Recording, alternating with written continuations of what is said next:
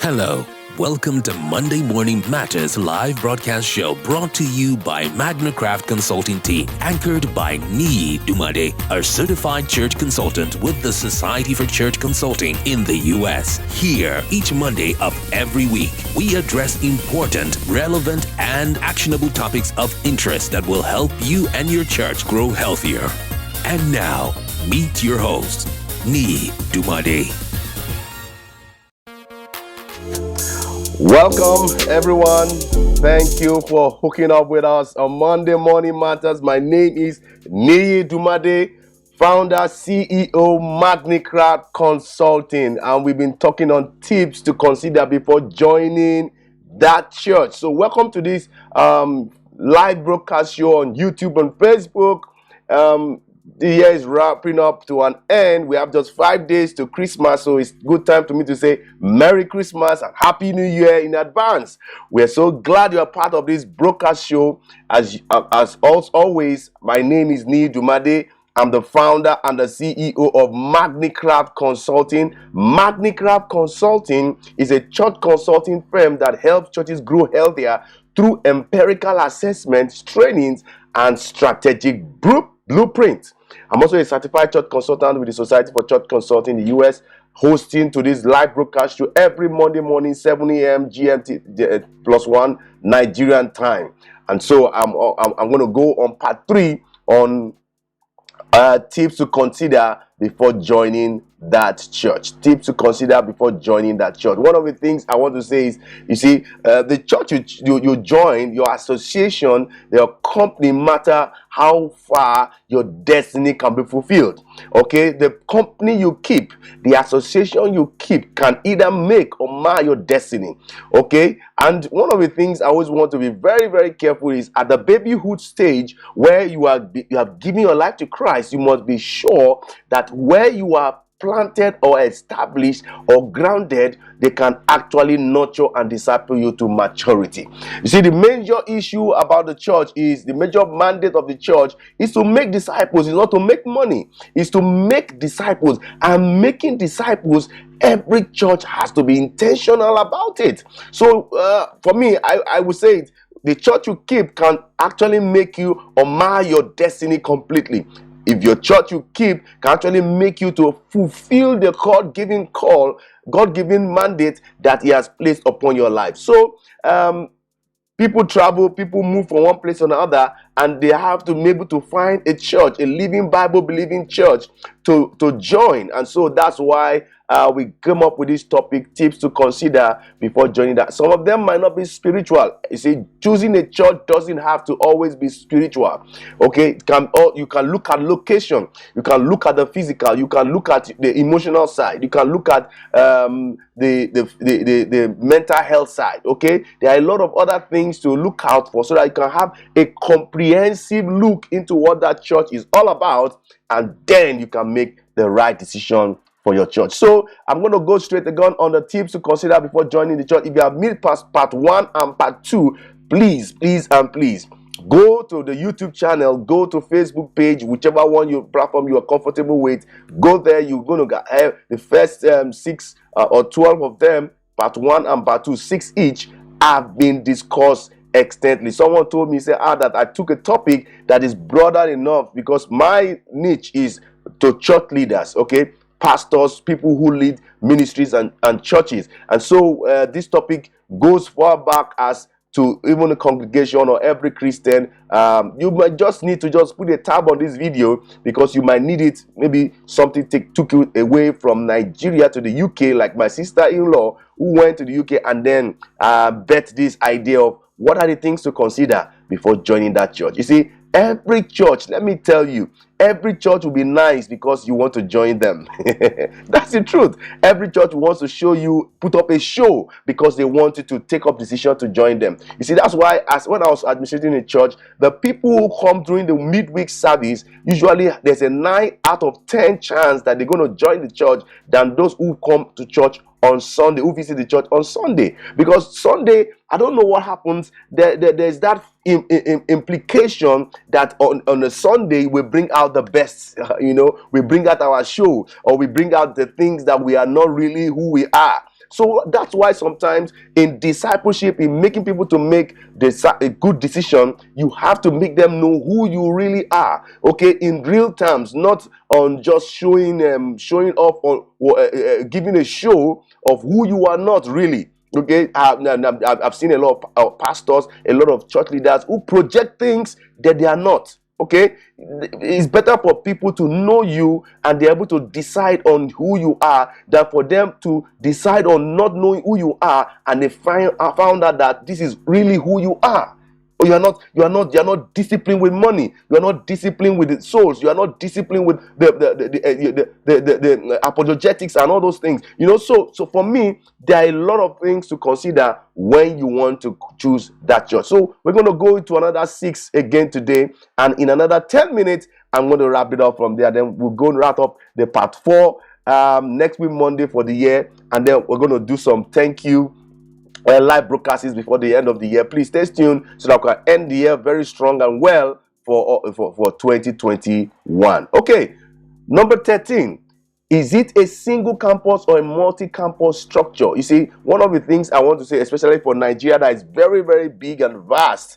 Okay, as a church is growing, do they have that structure for multi-site or multi-campus for branch aside? I know some churches who have a branch in every capital city in Nigeria, and so when they are a worker in a state, in one state, and work, for example, their work posts them to another state, they can be able to join that church in with no hustle or barrier, just showing your membership certificate, and they just take you in, than you going to a new area, you're trying to find out how to plug in, how to, the church all have the same template, DNA, culture, and so that if you are the kind of person that you are so immobile, you move, you travel a lot, you have to consider if that church is actually having so much branches. For example, work can take me to the US, and if my church has a branch in the US, I think that's just an easy way to plug in and join my church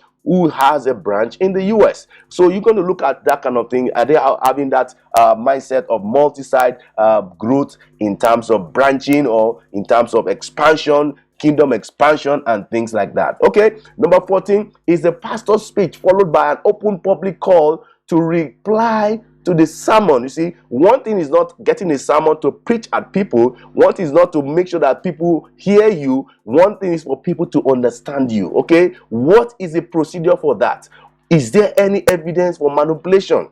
You see, one of the things I found out in the Christian fold is that there's only just a thin line between manipulation and influence. I see, one of the things I will tell you for free is that in the kingdom, you have to you do your things by influence. It's just only a thin line between manipulation and influence. And so what are the things? Does a church glorify Jesus always? Does the church submit to the lordship of Jesus? Okay, look at the discussions of the pastor, the set man, the angelos of the house. Is it something that the sermons can actually bet a change? Okay, not a form of motivational talk, or not a form of a talk that makes you happy, but something that will make you to be to know that yes, actually this is the word of God in its entirety and it's going to bless me completely. Okay, number 15, is there a discipleship culture in that church?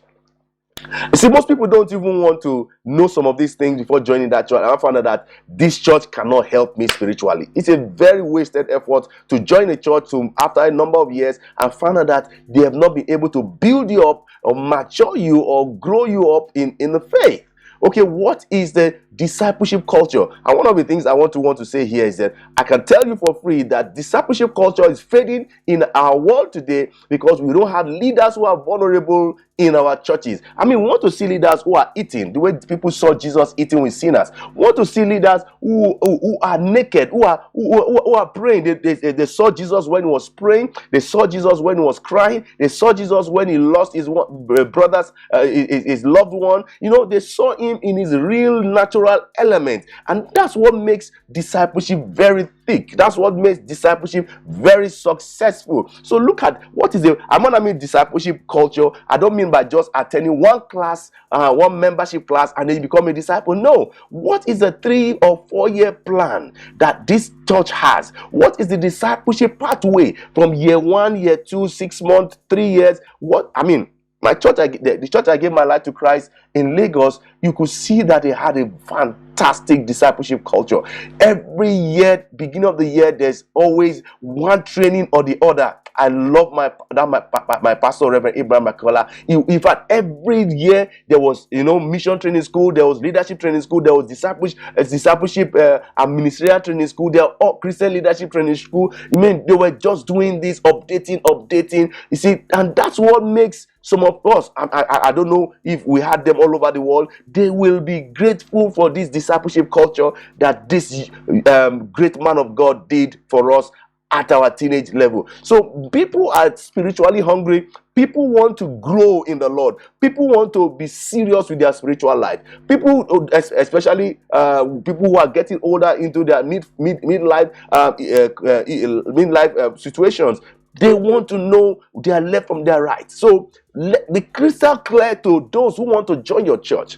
This is the discipleship culture, because the real core of the church is to disciple people.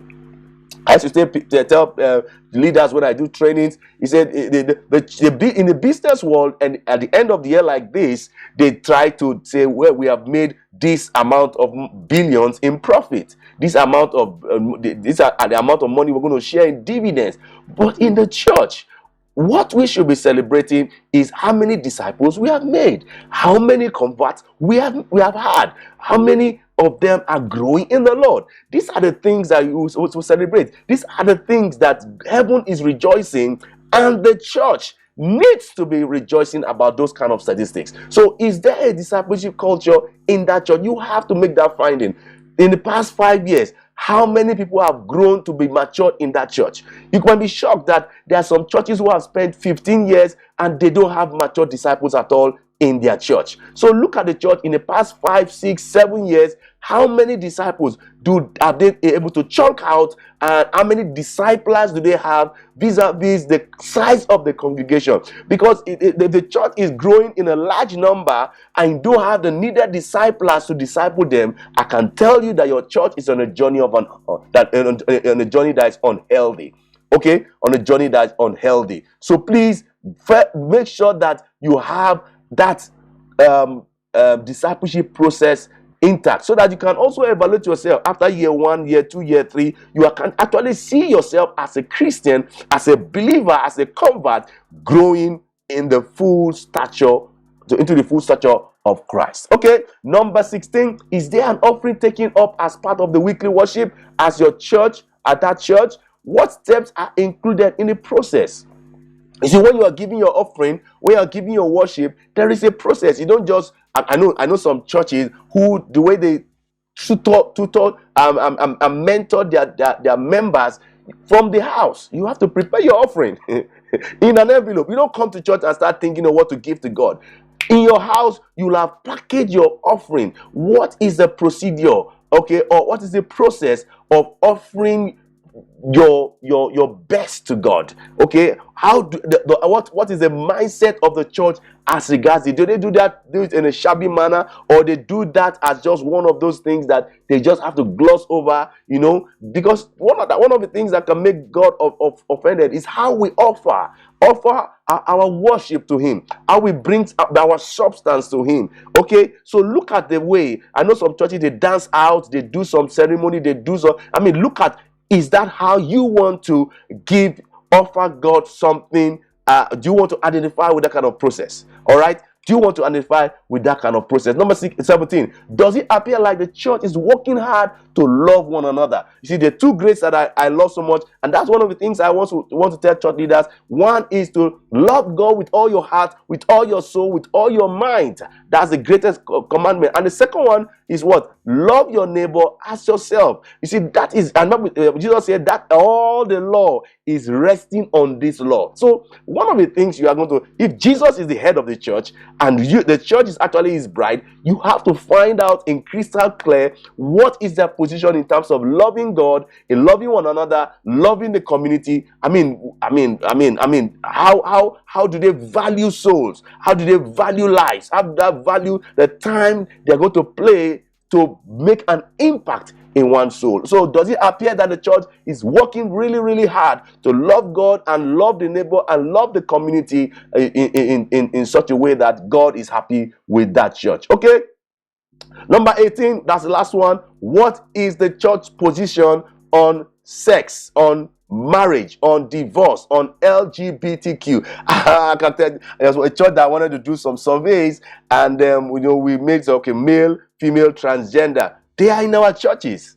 I was so shocked that we did that in a church and we had a figure for transgender. They are coming to our churches. What is the church position with those kind of mindsets? Okay. What is the church position with divorce? What's this church position with violence, with girl violence, with marriage? All those social issues, social menace in our community. What is that church position? Okay, know that you are married to this man, and all of a sudden he wants to get married to another lady. You have this woman as your wife, legally married in a church, and then the church is also supporting this man to marry the second wife. Okay, are you comfortable with it?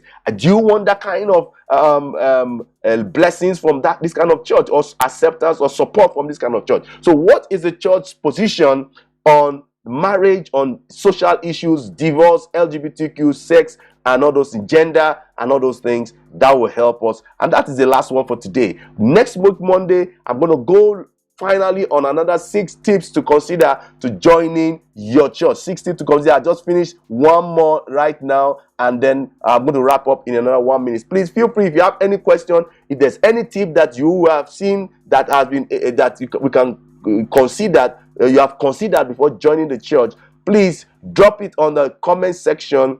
Please, if this video has been helpful to you, give us a like, do us a share to your community, to your network, to your loved ones, your colleagues. Drop us a comment. I love to respond to my comments because I want to learn from you. The fact that I've just shared 6 does not mean that there are not more than 6 out there. So please feel free, drop a comment in the comment section how you feel about the tips that we have talked about to joining the church, and that will help us to build a worldwide community. So please feel free, go to our social media handles, there are quite a lot of videos I've done, over almost 150 videos. Please get there, and then you'll be able to, and if you have any questions for me, call me. We do trainings, we do consultation, we do revitalization. We also help in strategic planning. Reach out to us. We can be able to help your church move from where it is right now to where God wants it to be, and then you'll be happy for it. Please feel free to get in contact with us on WhatsApp, on calls, or SMS, or email, and that will be sure to get a response back to you. Till I come your way next week, Monday, with the final of tips to joining your church, I say bye-bye and God bless you. Thank you. God bless you.